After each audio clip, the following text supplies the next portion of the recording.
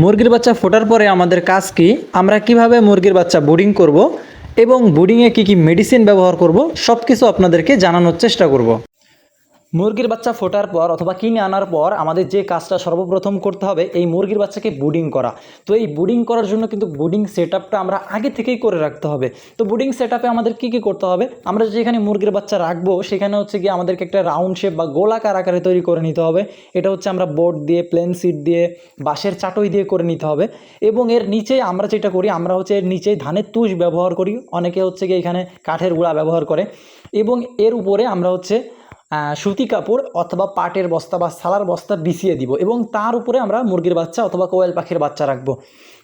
তো এইখানে অনেকে পেপার ব্যবহার করলে কি হয়, এই মুরগির বাচ্চা পাটা পিছলে যায় মুরগির পাটা প্রতিবন্ধী বেঁকা টাইপের হয়ে যায় যখন। কিন্তু এখানে যদি আপনি সুতি কাপড় অথবা পাটের বস্তা ব্যবহার করেন তাহলে এই ধরনের কোনো সমস্যা হবে না।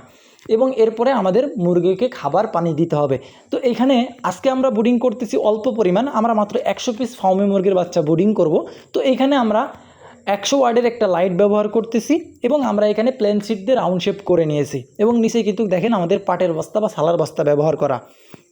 এবং এখানে আমরা সমস্ত বাচ্চাগুলো ছেড়ে দিব। এরপরে আমরা খাবার এবং পানি ব্যবহার করব।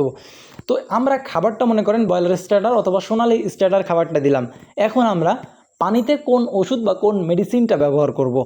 তো এইখানে কিন্তু একটা গুরুত্বপূর্ণ জিনিস, আমরা যখন বাচ্চা বাইরে থেকে আনি বা আমাদের নিজেদের থেকে হয় অথবা আমরা গাড়িতে জার্নি করে বাচ্চা আনি, এই সময় কিন্তু মুরগির বাচ্চাকে একটা মেডিসিন দেওয়া প্রয়োজন। সেটা হচ্ছে লাইসোভিট, ইলেকট্রোলাইট অথবা গ্লুকোজ। এখন এই মেডিসিনটা কেন দিতে হবে, যেহেতু বাচ্চা দূর থেকে জার্নি করে আসে, বাচ্চাদের একটা ধকল যায়, যে কারণে আমরা যদি লাইসোভিট ব্যবহার করি তাহলে বাচ্চাগুলো চঞ্চল থাকবে, সুস্থ সবল থাকবে। লাইসোভিটটা আমরা হচ্ছে প্রথম দিন ব্যবহার করব। তো আপনি যদি সারাদিন ব্যবহার করতে চান তাহলে মিনিমাম আপনাকে দিনে 2 থেকে 3 বার ফ্রেশ পানি দিতে হবে বা লাইসোভিটের পানি দিতে হবে। আপনি একটানা 8-10 ঘন্টা বা সারাদিন আপনি একই পানি রাখতে পারবেন না। এরপর হচ্ছে দ্বিতীয় দিন থেকে আমাদেরকে একটা অ্যান্টিবায়োটিক ব্যবহার করতে হবে। এখন কেন আমরা অ্যান্টিবায়োটিক ব্যবহার করব? মুরগির বাচ্চার ব্রুডিংয়ে দেখবেন পায়খানার সমস্যা হয়, পেটে সমস্যা হয়, ঠান্ডা লাগে, ডানা ঝুলে যায়, এরপর হচ্ছে পেছনে পাছায় মল লেগে থাকে, বিভিন্ন ধরনের কিন্তু সমস্যা হয়। এই সমস্যা যেন না হয় তার জন্য আগে থেকে আমরা একটা অ্যান্টিবায়োটিকের কোর্স করিয়ে রাখবো বা কোর্স করাবো।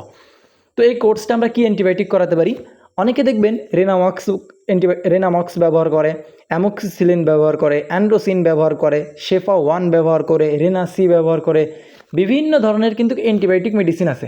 তো আপনি কোন মেডিসিনটা ব্যবহার করবেন বা আমি কোন মেডিসিনটা ব্যবহার করি? সাধারণত আমি বেশিরভাগ টাইমে রেনামক্স ব্যবহার করি অথবা অ্যামোক্সিসিলিন ব্যবহার করি। তো অ্যামোক্সিসিলিনটা ব্যবহার করার সুবিধাটা কি, এটা হচ্ছে আপনার 10 গ্রাম 20 গ্রাম মানে 20 থেকে 30 টাকা বা 40 টাকার ভিতরে পাওয়া যায়। আপনাদের যাদের অল্প পরিমাণ মুরগির বাচ্চা তারা আপনারা অ্যামোক্সিসিলিন ব্যবহার করবেন, আর যাদের বেশি বাচ্চা তারা আপনারা অ্যামোক্সিসিলিন অথবা রেনামক্স ব্যবহার করবেন। তো এই ওষুধটা ব্যবহার করবেন আপনি 3 থেকে 5 দিন, যেহেতু এটা একটা অ্যান্টিবায়োটিক, এদেরকে একটা 3 থেকে 5 দিনের কোর্স করাতে হবে। এই মেডিসিনটা আমরা ব্যবহার করব সকাল এবং রাত। এখন দুপুরবেলা আমরা কি ব্যবহার করব? যেহেতু বাচ্চাগুলো খুবই ছোট, যখন আমরা অ্যান্টিবায়োটিকের কোর্স করাবো তখন বাচ্চাগুলো দুর্বল হয়ে যেতে পারে।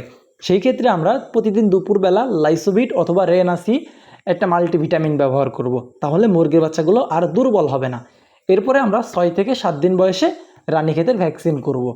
তো এর ভেতরে যদি আপনার মুরগির বাচ্চা অসুস্থ না হয় তাহলে আপনার তেমন কোনো মেডিসিন প্রয়োজন হবে না। আর যদি মুরগির বাচ্চা অসুস্থ হয় তাহলে সেই অনুযায়ী আপনাকে মেডিসিন ব্যবহার করতে হবে। তো ভিডিওটা অনেক লং হয়ে গেল। তো আমাদের মুরগির বাচ্চা ব্রুডিংয়ে আমরা কী কী মেডিসিন ব্যবহার করি, কী কী ভ্যাকসিন করি, সব কিছু আপনাদেরকে জানানোর চেষ্টা করব, পার্ট টু পার্ট ভিডিও দিব। তো যারা আমাদের ইউটিউব থেকে দেখছেন অবশ্যই চ্যানেলটি সাবস্ক্রাইব করে দিবেন, আর যারা ফেসবুক থেকে দেখছেন অবশ্যই পেজটি ফলো দিয়ে রাখবেন।